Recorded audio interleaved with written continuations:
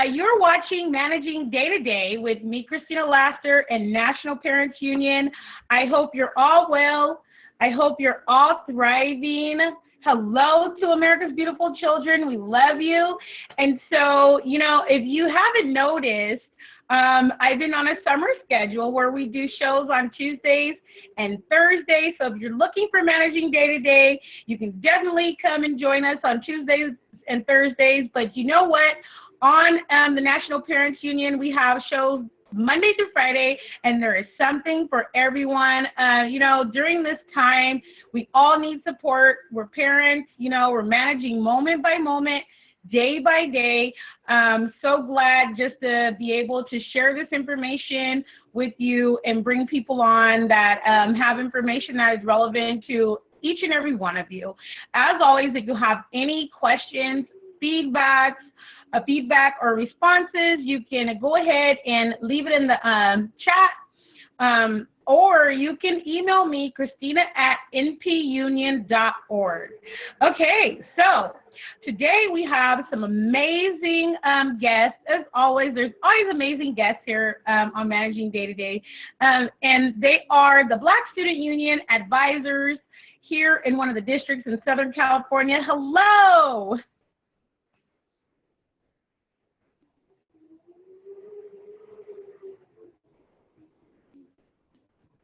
Hello. Hello. You guys are on mute. Oh, there we go. Hey, Christina. Hey, happy summer. Christina.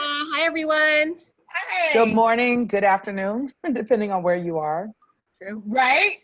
And so we have a national audience, and so it is afternoon for some people. Thank you for joining us. I'm just always glad to bring amazing guests. Can you guys each introduce yourself and tell people where you're at and what you do? My name is Katrina Miles, and I am a middle school teacher, and I've been at Temecula Middle School for about 15 years, and I teach English as my core subject, and I'm a BSU advisor, and I'm also a parent in the district where I teach as well. Great. Hey, Jenny. Hi, my name is Hi. Jenny Scharf. I am a high school English teacher at Great Oak High School. I've been there, this will be my 14th year. I'm the Black Student Union advisor at Great Oak as well, and I am also a parent of 2 daughters in the district as well. Diane, and we've had you on our show before, Diane, and so I'm so glad that you were able to return. We're talking about the Black Student Union at your school. Now we bring in the other Black Student Unions in the district, so I'm so glad. Yeah, the first opportunity I had to be on the National Parent Union, we talked about education and the COVID and things like that. So I have on a different hat today. I am, as you know, I'm an education specialist at Chaparral High School. I'm also the BSU advisor. I'm a parent of an amazing daughter that you guys had on last week. She is the president of BSU. And so I'm just excited to be here. Thank you. I try to watch the comments at the same time, so I hear everything you're saying, but I just want to say hello to everyone watching. Hi, Babette, Maritza, and Toya. Thank you for watching. I don't want you to think I don't see your comments. We talk about BSU. We use terms like BSU, APAC, and sometimes people don't know what that means, right? And so I always say, what Black Student Union is, the abbreviation is BSU, and when we're talking about APAC, that is the African American Parent Advisory Council, right? Mm-hmm. And so what led you to become involved and be the advisors for BSU? Jenny, if you want to go first, that would be great. Absolutely. A few years ago, we do a senior picture where a lot of the students would make their own t-shirts. And actually, it's so interesting at this time with the Black Lives Matter movement, a group of African American students wore shirts that said Black Lives Matter in the picture and where we live. That was upsetting to some people. And so there was some backlash. And so out of that, the students realized that, okay, we need a place where we can feel safe and we can make sure that our voices are heard. And so the students started at BSU. And there was another teacher that used to be at our school who was doing it, and he asked me if I would co-run it with him. And I said, absolutely. And then we formed BSU and started, making sure that students had, like I said, a safe space and also a platform so that their voices were heard and that their perspectives were seen. And that teacher left the school, and I've continued to be the BSU advisor now on my own for about the last 4 years. That's amazing. What about you, Katrina? So actually, I am just coming on board at the middle school level, though I've been doing some things to start educating our students over the last 2 years. Even though I've been there a long time, there hadn't been anything in place specifically to address the needs of our African-American students. But we had an incident a few years ago with some sixth graders, and apparently there was something that was new to me, even though I grew up in the South, that some of our African-American students were given some of the white students a pass to use the N-word. I didn't know such a thing had existed. And so it was really disappointing, because I had two of my African-American students who were appalled and in tears when one of their fellow sixth grade students, and he just really, my impression was that I wasn't even angry. I was just shocked. I didn't know that such a thing was going on. And so I said, you know what, I spoke to the parent and addressed it. It was the end of school year. I said, can you please just, let your son know this is not acceptable. But then again, I learned about how there was this thing called the pass, that some of our African-American students would tell some of the white kids that, oh, it's okay for you to do that. And I said, you know what, I really want to be proactive. What can I do? And so I started writing plays, and we presented the last 2 years with great support from my administrator. And so we're looking forward to a third one where I always do some history in there, and then we incorporate whatever the current issues are. And so I'm looking forward to, actually one of my other teachers approached me, and she's actually an IA, who asked me to be an official sponsor as a credentialed teacher. And so we've been working hard this summer. Diane, of course, and Jenny have been great, just filling me in. And we've been, of course, in this season, it's great just to learn and to have resources. And so we're brand new at the middle school. And having support is huge. Absolutely. It is. And also having administrator support is a big deal when you're talking about being a Black Student Union advisor and getting some things going on campus. What about you, Diane? Well, I've been at this work for a long time. I've been in the district for 22 years. And I had a son to go through Chaparral in 2008. And now my daughter is at Chaparral. She's a senior this year. So for me, I started, when I came to Temecula, I was the only Black teacher there. And I noticed that year after year after year, it was like, when we meet and we talk about who's meeting their API scores and who is falling behind the cracks and all of that. And every year it was always the same group. It was our African-American students and our special education students. So for me, it was like, oh, that's a double whammy for me. And so working in special education, I piloted some programs to make it more inclusive, which would increase their scores. And so then I was like, okay, well, I don't want to keep hearing the same thing over and over again. So I went to my principal at the time and I said, hey, I want to start a BSU. And that was probably, I want to say in 2000. So what is that, 20 years ago? Right. 2000 or 2001. And I said, I want to start a BSU. And she was like, well, I don't know, BSU sounds so radical. I don't know, for in Temecula 20 years ago to say Black, I want to help Black students. It was like, right. Ooh, and so she said, okay, change the name to African American Student Union. And so, okay, at the time, I'm going to take what I could get, because the end result was I need to do this for students. And so we started the African American Student Union. And then time passed, and sometimes when you're the only Black teacher or the only Black teacher that's willing to take on this equity work, it can be kind of exhausting. So life happened for me, and I had some health issues, so I took a step back, and I noticed that after my son graduated in 2008, it was still the same song. Same song. So I had to muster up the energy and all of that because I had a daughter that was coming through the system.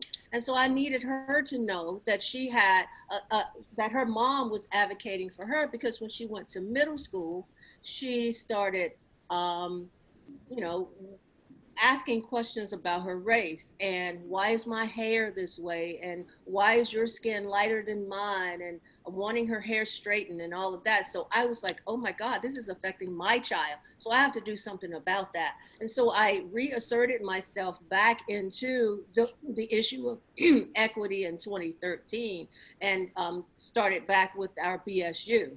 And so the thing that has helped me the most is being involved with the county and learning about the BSU network and networking with all the other BSUs in the county, not just in our district. So finding that support and figuring out how we can move forward to help all our students, particularly Black students, be their true and authentic, unapologetically Black self without like learning self-love and being able to manipulate the system so that you can get what you need out of it. And not, I guess manipulate is not the right word to use, but to teach them how to advocate for themselves, because they are a part of the school system too, right? And so we want all students to feel safe and connected to the school. And so I'm in BSU because I want students to feel connected and understand that they have something to contribute, and which will increase their test scores, which it has, because my BSU competed in the African American Academic Bowl at Cal Baptist, and we took home #1, you know. And so yay! And I would love if you could show your shirt. I was so glad when I got one of these shirts. They're amazing. The students design them and wear them with pride, you know. And I just want for everyone that's watching to understand, like, when you see California on the news, that's not the California we live in, right? And you see all these pictures. And so Riverside County really is dynamic in the way that there is a small percentage of Black people living in Riverside County, about 6.9%. And then you have this dynamic where, you know, there's 3,500 students on a high school campus, right?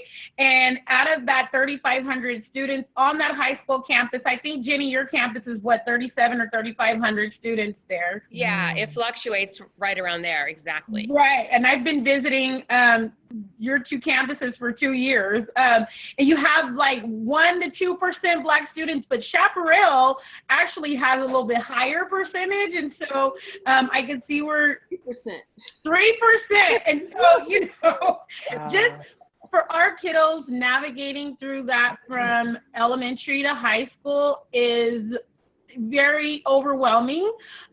You know, I'm so glad, Katrina, that you said the middle school is on board and ready to move forward, because I think that we had really discussed that at the district level, having it move down into middle schools and having that layer of support, you know, just for the kiddos there.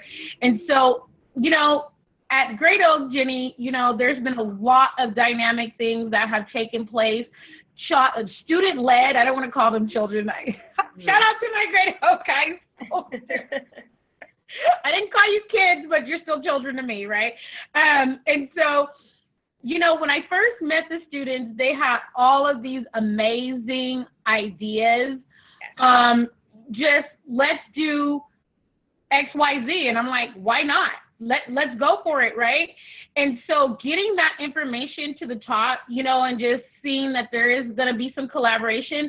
And I have to say, it did come out of some bad things that happened, you know, that happens, right? But what do we do moving forward? That was great, because out of that one situation and the kids coming to look for me, and I was astounded that there's youth that came to look for my help yes, I'm going to help you immediately. And so out of that came the education forums, the podcast, the students Yes. going to the parade. And so talk Yes. about how that's looked for you, being the advisor. Well, it's been great that it's mostly been student driven. You know, I'm really there to support them and advocate for them. But yes, so the forum was fantastic. They wanted to go big when we did the education forum, and we did, and we invited schools. And fortunately, I have a great administration that is very supportive of, you know, most, if not everything that we've asked to do. And we were able to invite clubs and our activities class came, our students from student body and our ROTC students and students in other ethnic groups that we have on campus, such as the Native American Club, the Filipino Club. And it was great. They all came out to support and learn and to share perspectives and to hear perspectives maybe that they haven't heard. And then the community came out, like you, and you brought several people with you to support the students. So that was great. And then participating in the parades and the podcast has been great. This year, again, last year, all of my officers were seniors and they graduated. The 5 girls graduated. And so I was like, whoa. And this year I had 1 senior and I have sophomores. So I'm really excited that these students will be with me for the next 2 years. And we have some real go-getters on there that have continued with the forums, but as well as began a podcast and started inviting voices in from students and community members. So it's been fantastic. And I was looking at that dynamic last year, like, you know, this is senior top heavy. And, but I was so glad when I came and I'm like, there were boys leading this, right? Yes. Because last year it's like, there's quite a few young men out here and they need to be in the meeting. And how can we get them inside of the meeting? And then came back and guess what? There they are. And so that it's been an amazing experience with those students. Yes. Diane, you know, you have done like award ceremonies, all kinds of different things, you know, to validate the students' experiences, but also validate their academic performance, and just help them to understand their value, you know. And so talk about that. So one of the things that that I did to get more males involved was I looked to male scholars. I looked at the academic performance for our African American males. And so I actively went out and recruited them to join BSU. And I was like, hey, there are a lot of beautiful girls in BSU, but there are like hardly any guys. I really need to come, you know, and if you come on Wednesdays to our meeting, you always get pizza. And so I had 3 athletes, top athletes who were popular, but they also were scholars, you know. And so they came, and then I challenged them, hey, bring some other football players, bring some other people that you know. And eventually it grew really big. And so I believe that we have to celebrate the small victories. And so we put together, my admin has been extremely supportive when it comes down to celebrating our students in that way. And so they supported having the award ceremony last year for students who made the honor roll. And so we celebrated them last year, and we also did it this year. And one of the things that helped, though, is that our APAC is like our parent support group. So when BSU does something, APAC is like, okay, we're there. What do we need to do to help support students, you know? And so that has been really helpful. One of the things, though, I do wanted to address is that when we were doing the forums where we wanted to talk about issues that were on our campus, I did have some pushback from the staff. And it was, how do you, Christina, maybe you can address this. How do you get staff members to buy into celebrating our Black students? How do you get them to buy into saying that this is not, how do you get them to understand that it's not just the Black thing? For example, when we had our forum, And we had the gym set up really nicely, and we had community members come in and all of that. We had invited the staff, we had invited student groups and all of that, and not a lot of our student groups showed up. I did have a Native American come, and he spoke about how Native American students and Black students are so similar in that I'll never forget his line. He said, our land was stolen from us.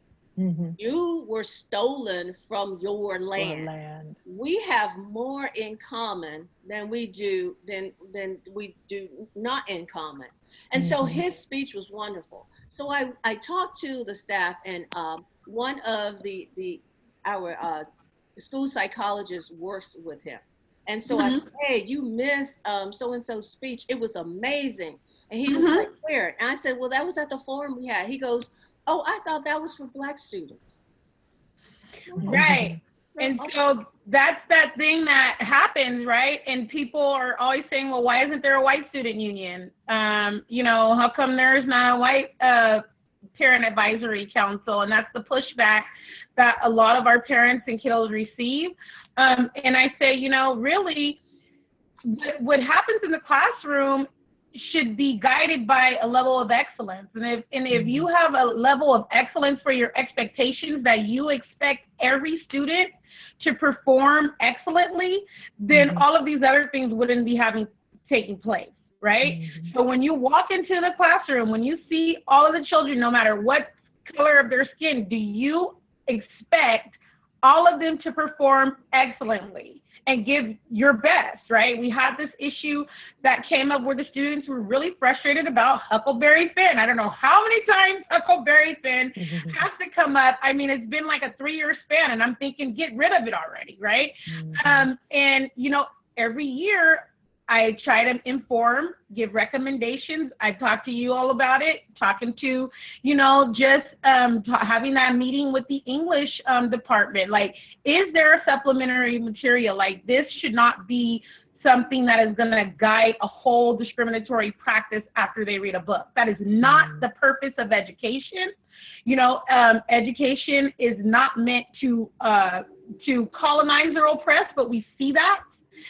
We use it as a mode of freedom from oppression. The more you know, but it all starts with, what do we expect when we see a person? What kind of thoughts do we hold about that person? Are we really coming from a place of humanitarianism? And that requires the right heart, right?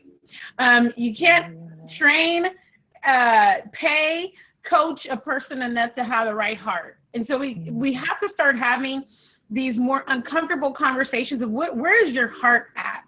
Is your heart really to teach all children? If so, prove it. And I need this data to show the outcomes of what you're saying your heart condition is. And so I think that that's one of the ways we need to really start, you know, talking, even if it's uncomfortable, really, because if you are in the business of educating, educate excellently.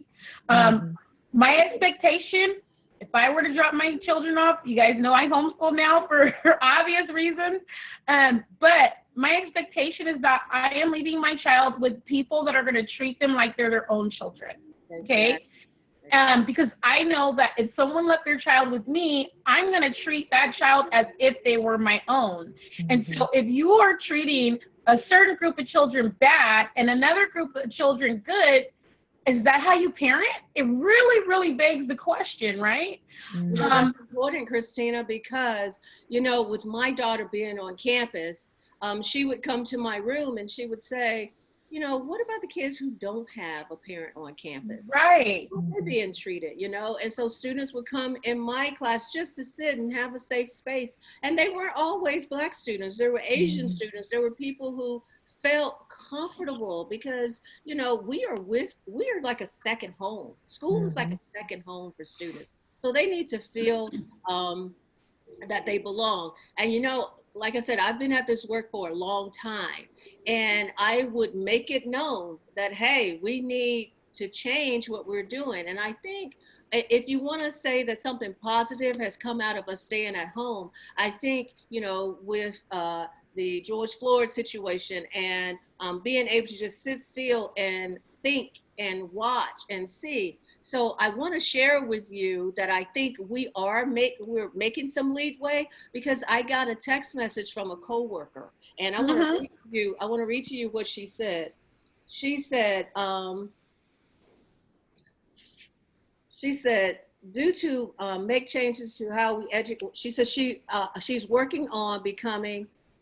I'm reading Dick Gregory, and I'm working on becoming a better human. White bodies all have a lot of work to do to make change in how we educate our youth. She goes, now listen, and I think this is powerful because she put it out there. She says, honestly, I used to think you sometimes were over the top on advocating for Black role models at school. I was wrong. I am being completely transparent and honest. I am sorry I secretly felt that way. You are an amazing advocate for our Black students, and I share your beliefs now. Thank you for being part of my professional life and being so passionate about what you do. And so it is, I think change is coming, and people are starting to recognize, oh, well, maybe I need to learn how to be an anti-racist. Right? and, and speaking of that, so I am in an anti-racist book club with some educators. And last night I was in a club, and 2 of our board members were in the meeting. And so I was pleasantly surprised and shocked at the same time. So I got an email today. Me too. I'm shocked that you're saying it right now. I know, but I got to put it out there. We need all the it takes more. It takes a everybody. It takes a village. And so I'm just excited that my school board is on board, and that we can move this equity work forward for all students, because I think we have to change the way we educate all students, especially white students. We have to change how we educate them about Blackness, and I think that would help with figuring out how we can help all students. And so, talking about looking forward to some changes, Katrina, you're going to be just starting this journey. How do you feel about? I'm very excited. I'm excited because my little one is going to be coming through my school in a couple of years as well, and this has just set me on fire as well. My son and I currently are reading the autobiography of Malcolm X. And it's just so interesting to think that things that he says that are just so still relevant, more than half a century later. But I have to admit that even I, as an African-American woman, been Black all my life, right? I came from Southeast Texas.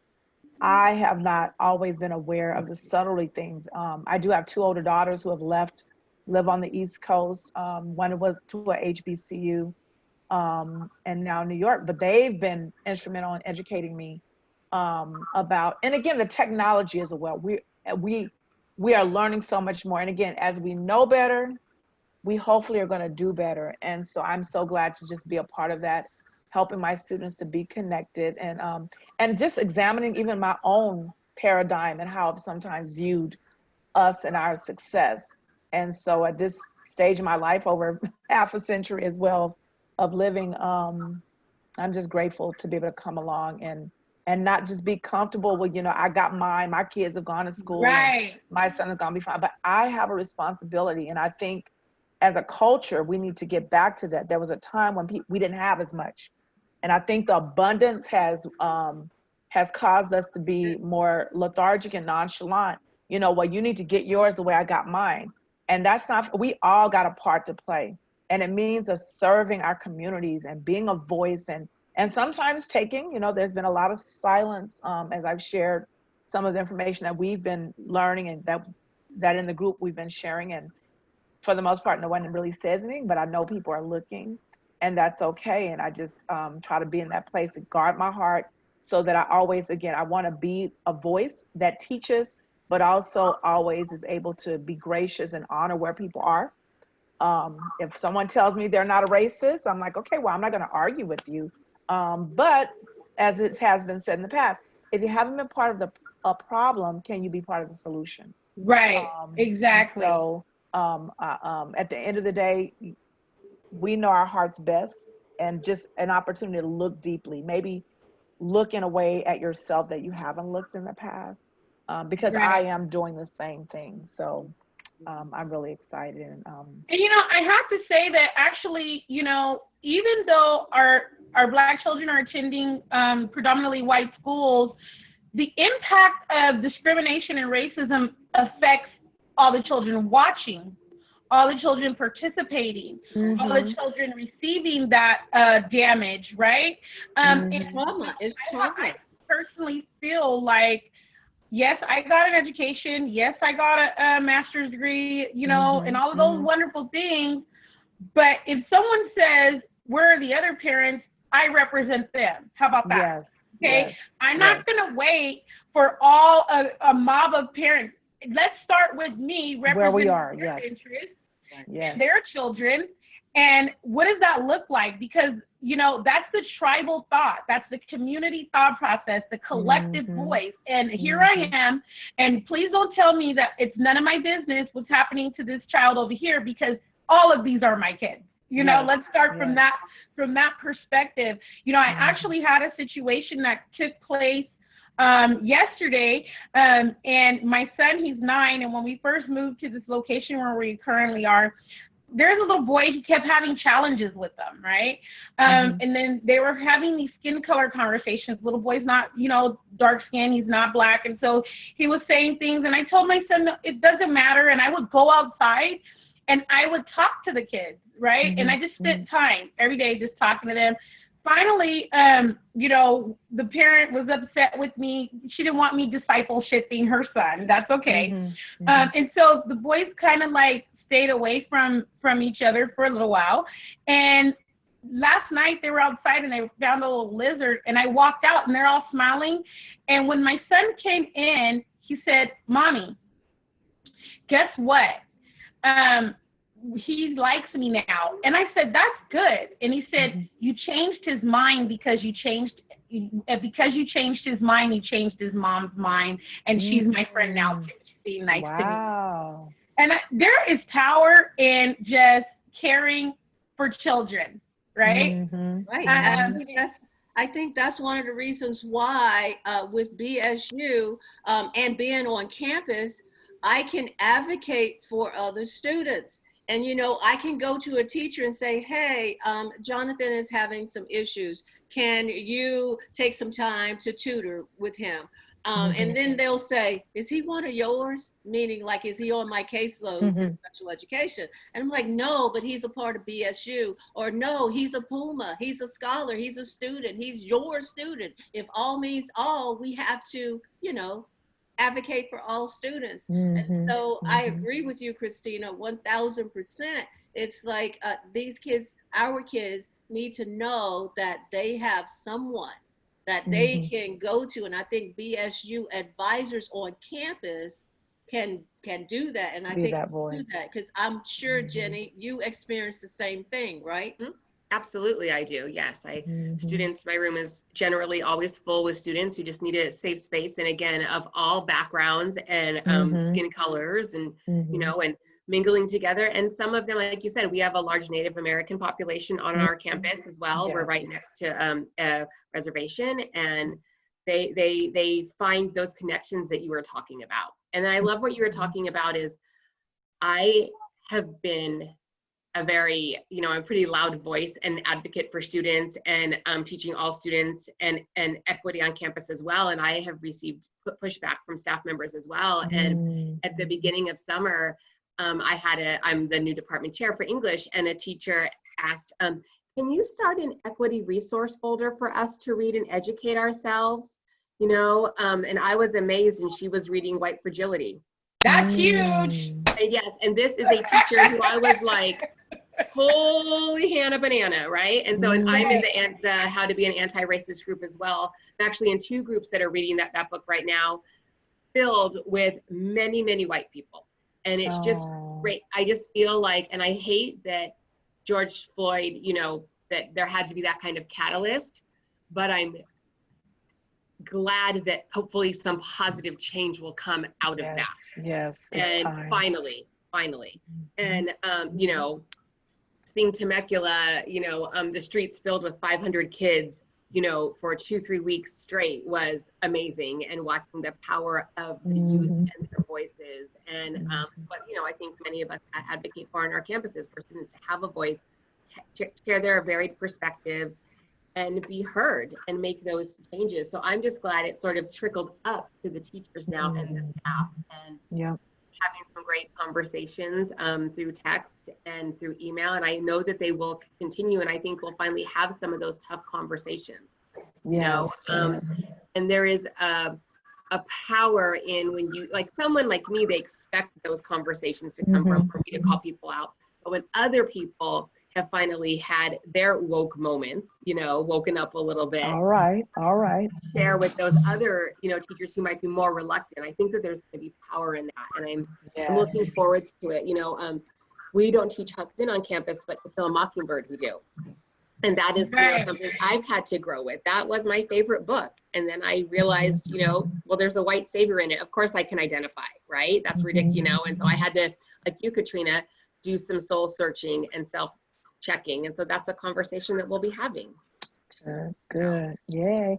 And And my and book, you I know, want to make sure y'all see that book. That's nice. the one I'm That's a yes, reading great as one. like well. my teacher told me, there's so much, you know, just a wealth of knowledge if you're really looking for it, right? Mhm. And so since we're talking about education and talking about children being educated, it's important to know that there is a wealth of knowledge out there.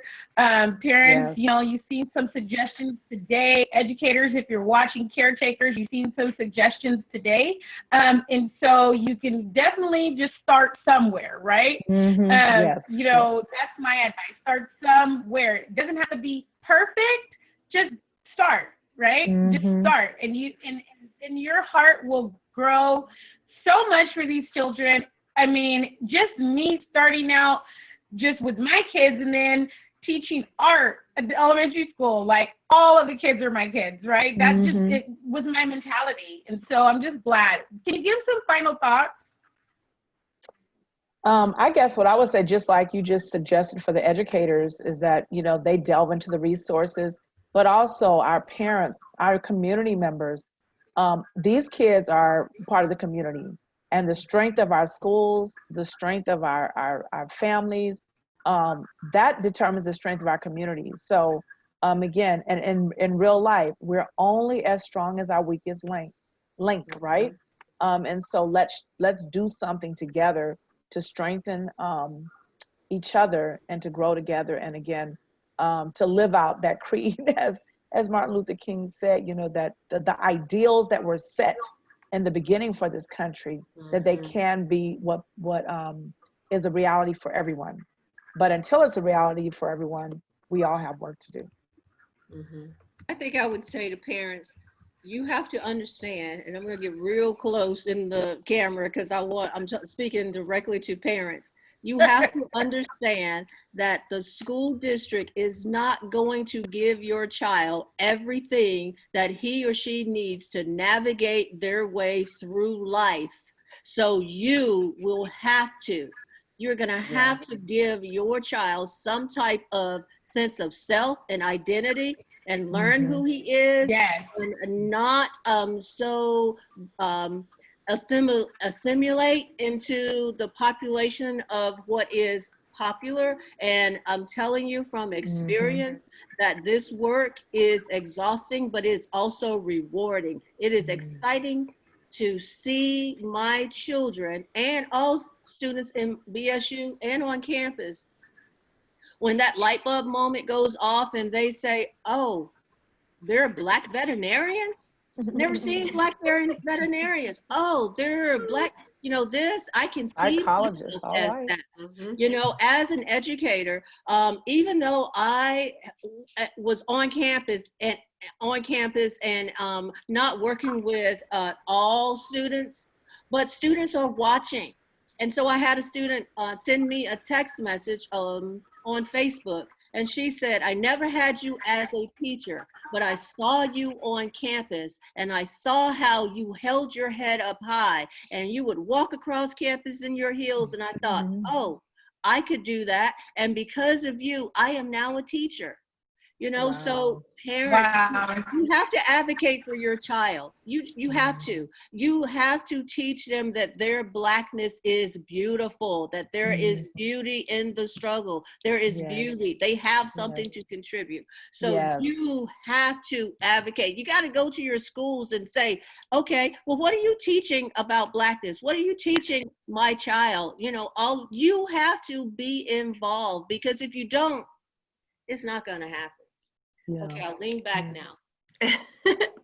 Absolutely. I concur with what was said, and I would just encourage advocacy and to have those critical conversations with other parents, you know, colleagues, you know, be the voice for students, maybe making a space where students can, you know, talk about their experiences and learning each other's stories. I think there's a lot of power in that. We make a lot of assumptions, but learning about each other and who we are, what we have in common, and the different struggles that we've had. And I think once you see other people as the full human that you are, aren't you going to start to respect their opinions and their ideas and their perspectives? You know, going back to Mockingbird, it was really eye-opening for me to hear how students saw that book and how parents felt about that being taught to their students of color. And I was like, I've never thought of that, because how could I? Haven't had that experience. And so now that I've heard that story, it's changed my perspective about teaching that book in the classroom from those conversations. So my mind can still be opened. Other people's minds can still be opened. We all have places to grow. Absolutely. So sorry for my glitching. Thank you all for coming and talking. I really appreciate it. The wind starts blowing out here and it gets bad. So everyone watching, you've been watching Managing Day to Day with me, Christina Laster, National Parents Union. I hope you're all well. See you later. Bye-bye. Bye, Everyone, Thank you for having us. Thank you, Christina, Have a for great giving day. us. Tell all the students I miss them and I love you. All you BSU students, you know I love you. Bye, you Bye, guys. guys. Thank you for all you do. Yeah, Christina. Thank Thanks you, for the ladies. platform. And thanks, National Parent Network. Thank you.